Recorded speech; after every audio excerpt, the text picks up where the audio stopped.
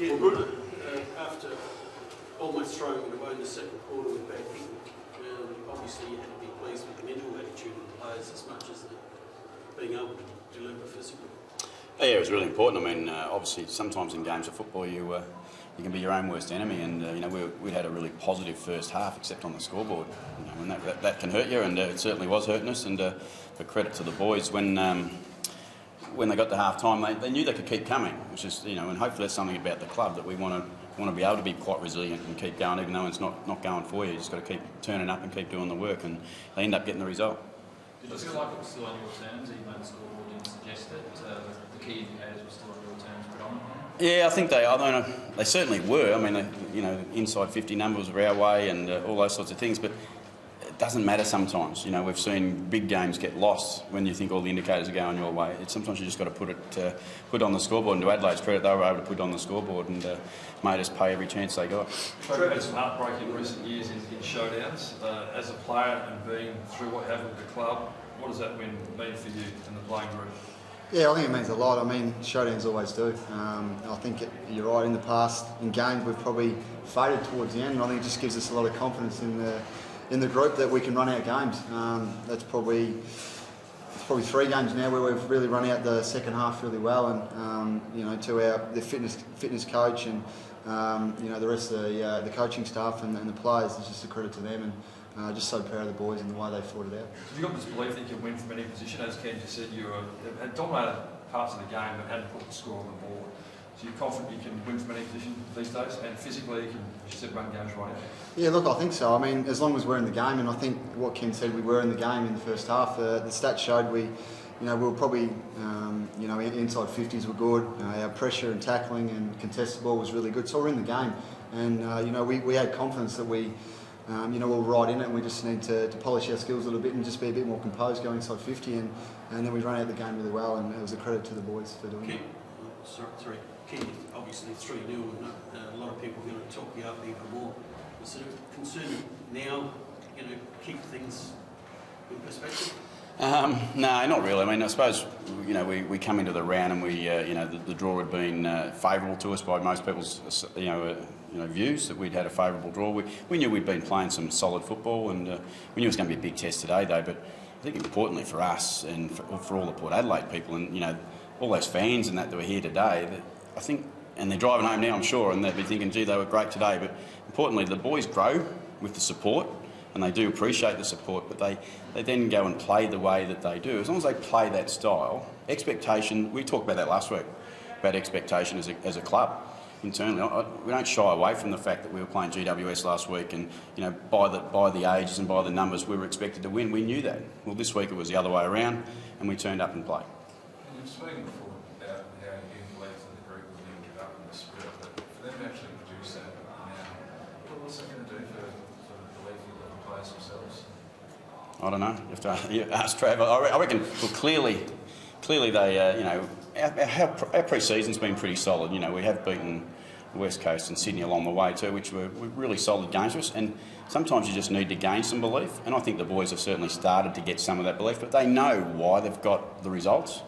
It's because of the structure that they've played. It's because of the effort that they put in. Now, if they continue to do those things, they'll continue to get results. They won't. I've said it before. They won't always be in our favour, but we know that the effort and stuff that we do, you know, the structure that we work to, will hold us in games most times. Yeah, well, you hope that you're talking about what we're actually going to produce, and at the moment we've been able to produce that. There'll be a day we perhaps mightn't, but I'm sure that won't be from these boys giving up on us. Trav Skipper, to lead side a win like that, to win the showdown medal, what does that mean to you personally? Yeah, look, I think you know, Ken talks about our leaders standing up on game day, and you know, I think that's what their whole leadership group did today. I think you know, across the board we all played really well, and if I got the showdown medal or not, as long as we won the game, I was happy. And you know, it was just a credit to the way the leaders really stood up, and then you know, the younger guys really followed. And look, they just wanted to win. They just wanted to go out there. We knew it was going to be a big challenge today, and they just wanted to win, and we knew we had to hunt them and you know, attack the footy, and that's just what they did. And look, it's just another step forward now, and you know, we're hopefully gaining respect gradually, and we've still got a lot more work to do, and we're looking forward to that. This time last year, there's questions about your future. Obviously, you stayed, you become leader. Why are you playing some? You've had the best 3 games in a row, probably in your career, to start the season. What's that a culmination of? Oh look, I'm not too sure. I mean, I haven't really changed too much. I'm really enjoying my footy, and I'm just loving being at the club and loving the group. And I think just the whole feeling of the group's really positive at the moment. And, I think it starts during the week, and I think the culture's really starting to. We're really forming something special, and training during the week has just been top notch, and that's why we're getting the results we are game days, because the guys really want to train hard during the week and then produce the results game day, and everyone's enjoying playing their footy. Clearly, no regrets from your decision to stay. When things have panned out. Ken, was the ruck division a big part of your planning? It's a big turnaround from the last time this club played against. Yeah, well, I think we made a point that we made the change, obviously, and we were pretty confident in Big Roofy that he'd come in and he'd compete really hard for us. His numbers when he was up and about and fit last year were quite impressive. And we've got him back and he's fit, and he's competing hard in big lobes against it. But we shouldn't forget that Redo has done a great job for us too thus far. The whole group.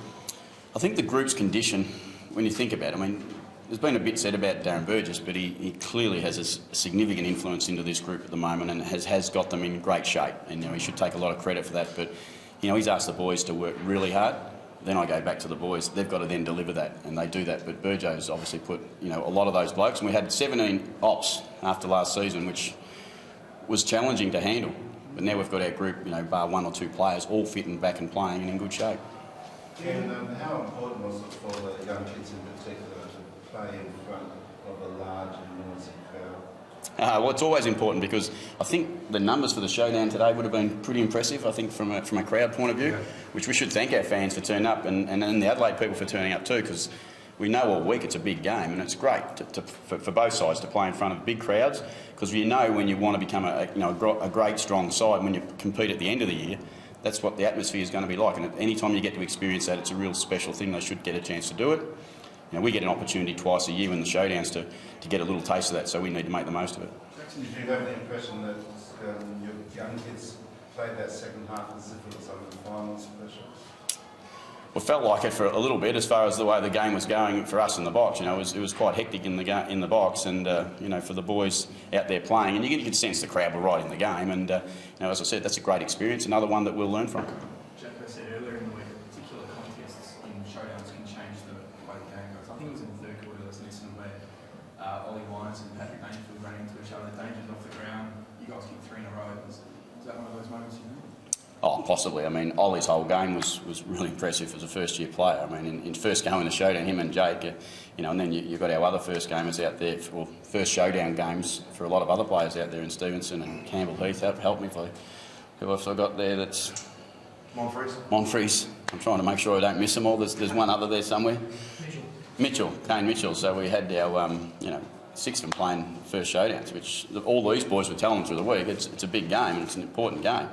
But to experience it, it'll be great for them, and they'll look forward to it. Well, in particular, how rare is it for a guy like that, like say, first-year player, to be so courageous to be so involved in any situation? I think it's probably a little unusual that he's as hard as he is at the ball. But look, we've seen Jack Viney play round 1, who was really impressive.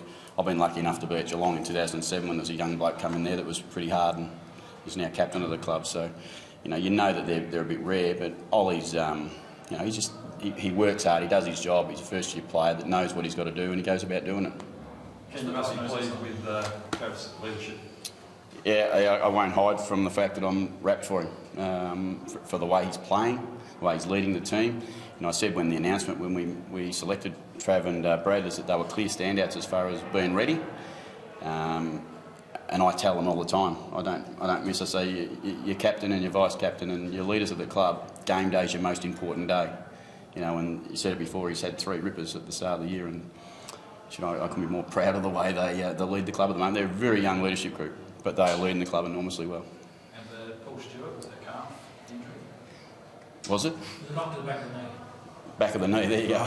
I'm not tricking you, I don't know. I haven't spoke to him yet about what it was, but yeah, it was obviously, and he was significant in our planning coming in to play against Riley. So it was, as it turned out, it was a loss for us, but it did generate some run with Mitchell. So, maybe helped us get Mitchell into the game a little bit earlier. Sometimes they work your way, sometimes they go against you. But otherwise, I think he'd be pretty right. It's not Mitchell. I mean, the general consensus would be that he wouldn't play a sub 3 weeks in a row. How did you balance out that decision? Just his impact when he has come on in all 3 games now, and we're mindful that Mitch is unavailable next week. He'll now go back onto the rookie list, so we knew we couldn't probably pick him for the next week's game. So we're a little bit mindful of that and made the decision based on what would be best for the rest of the blokes who are going to be playing together for a significant amount of time.